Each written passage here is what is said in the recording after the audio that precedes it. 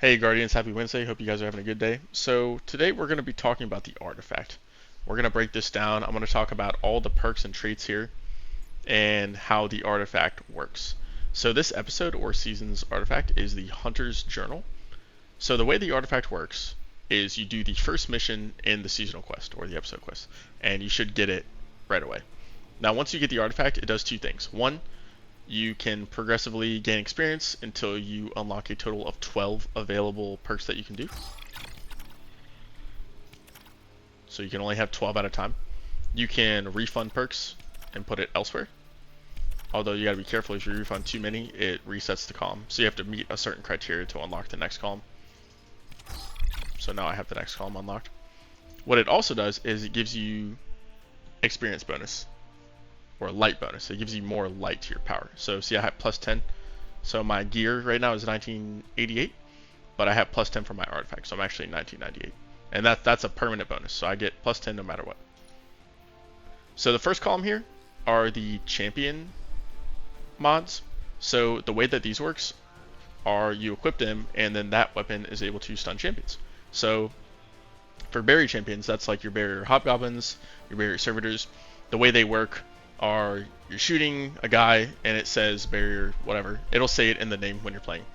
And you're shooting him for a while, and then he spawns a red circular shield, and then you can't shoot him anymore. He's invulnerable, and he also heals to full, and it's really annoying.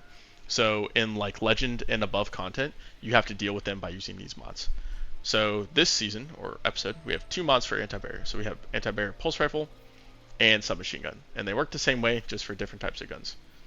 So if I have this mod equipped and I have a pulse rifle equipped, all my rounds, when that barrier spawns his barrier circular shield, will stun the barrier.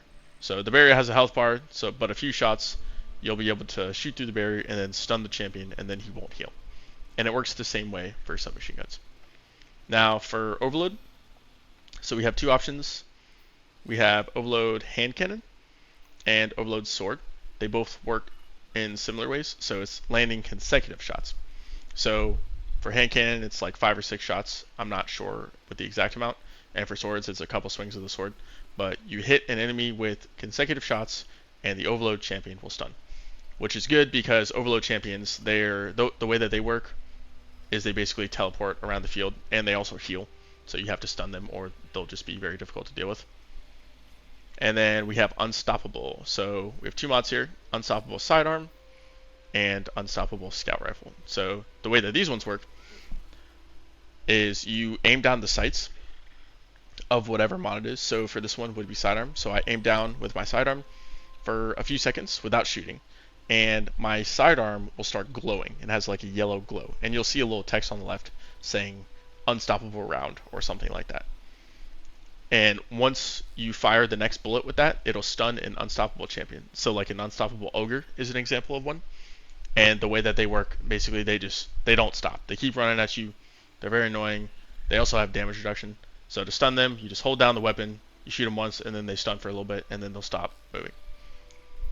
Also, additionally with these, so the second part of the text are whatever weapon it is always overcharged when that modifier is active. So what that means is, if we go out here, and let's use Grandmaster Nightfalls as an example.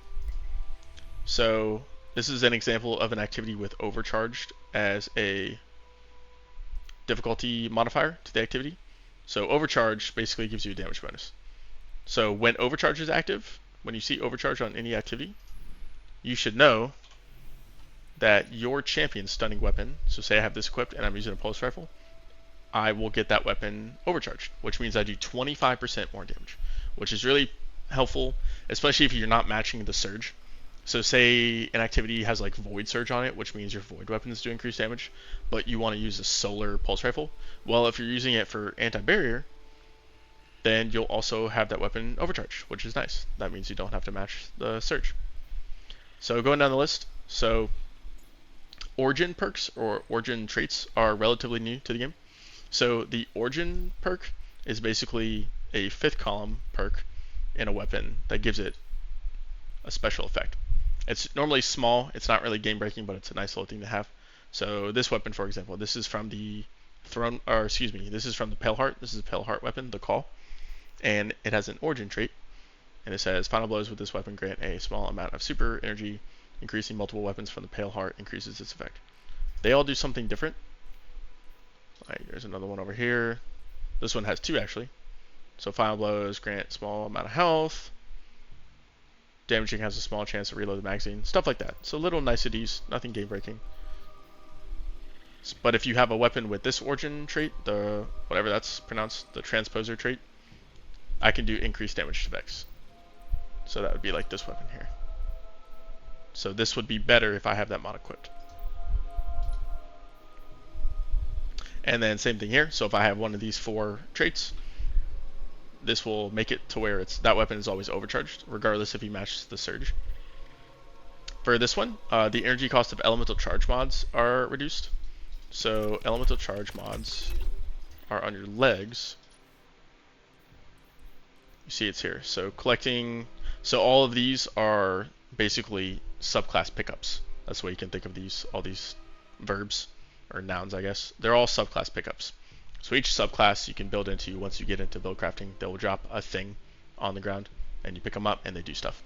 But you see it says a 3, which means this costs 3 energy.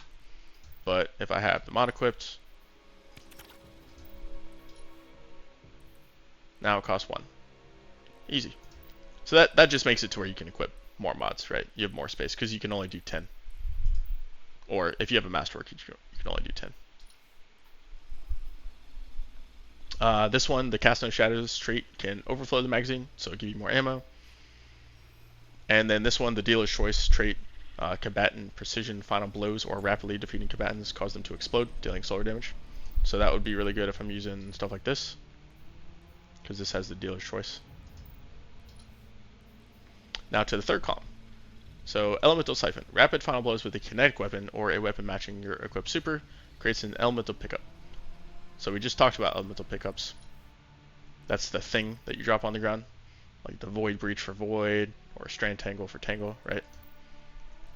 So this mod says if I get more final blows with a kinetic weapon or weapon matching my super, I will create an elemental pickup, which is good for build crafting. Don't worry about it too much now, but eventually you'll get into that stuff. We already talked about Overload Sword. Creeping Chill, stasis weapon final blows against slowed or frozen targets, release a burst that slows. Really good for stasis builds. Press the advantage, breaking a combatant's shield grants increased weapon stability, handling, and reload speed. So this is more of a PvP perk. Destroying a Tangle, which again, another elemental pickup, with a strand weapon, creates a larger and damaging explosion. Counter energy. When you or a member of your fire team stuns a champion, you gain energy for your least charged ability. So this one's really good. I normally take this one for Nightfalls. Blade Stamina. Rapidly defeating combatants with a sword refunds ammo.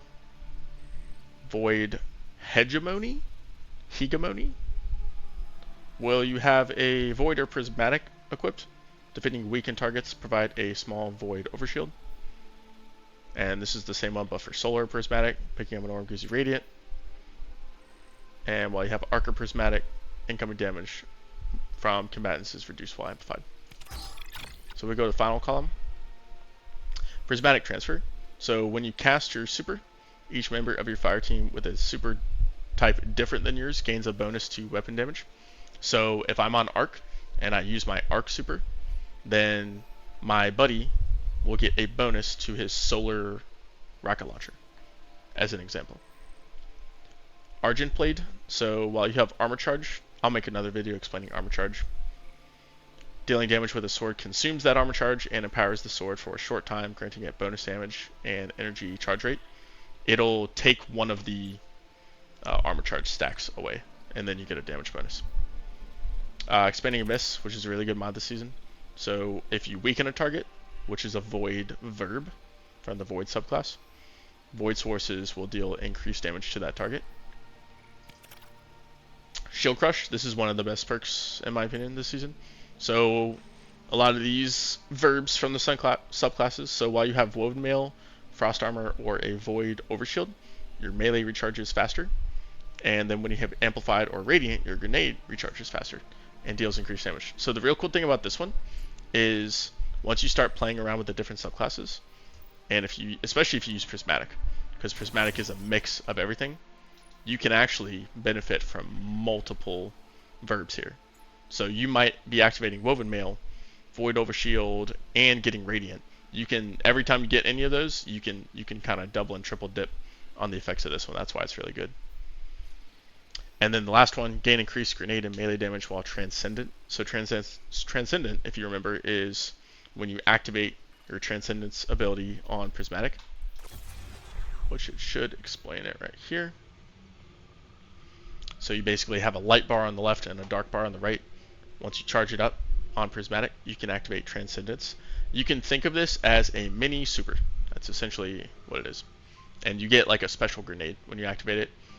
You get a 5% weapon buff as well, which is nice. So this one is good for Transcendent because your grenade and melee damage is increased. And also your weapon final blows refund light and dark energy. So the way that this is going to work in the future, and you can see this releases, is we're actually going to get another row of perks when Act 2 comes out, which for this video is in 5 days. And then we'll get another row for Act 3. So we're going to have a lot of options. I'm not sure if they're going to increase the number of mods you can have. And I know you probably don't understand how a lot of these work, but that's in general just what the artifact is. So to recap, you get the artifact from usually completing the first seasonal or episode quest. You can gain experience and it'll give you a passive bonus for your light power, which is nice.